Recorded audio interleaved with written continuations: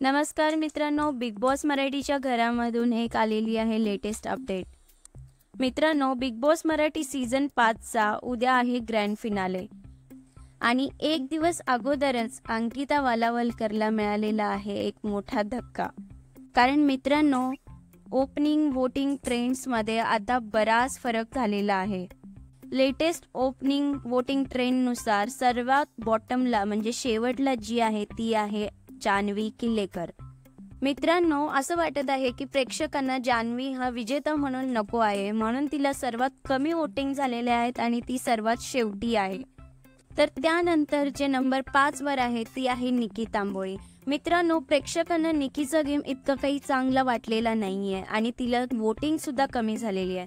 तर बॉटम 2 ला जे आहेत त्या आहेत जान्हवी किल्लेकर आणि निकी तांबोळी.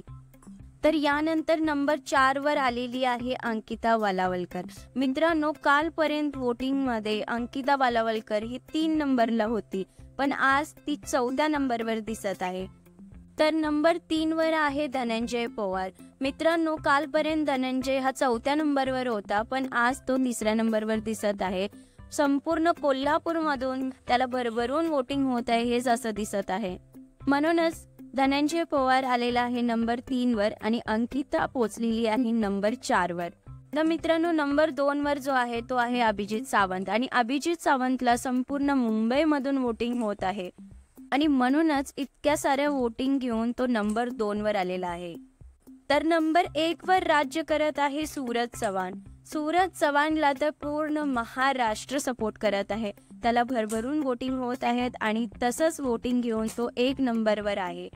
तर सर्वात जास्त वोटिंग घेऊन आघाडीवर आहे तो आहे सूरज चव्हाण आणि ह्या सीझनचा विजेता सूरज चव्हाणच होणार हे असं चित्र दिसत आहे.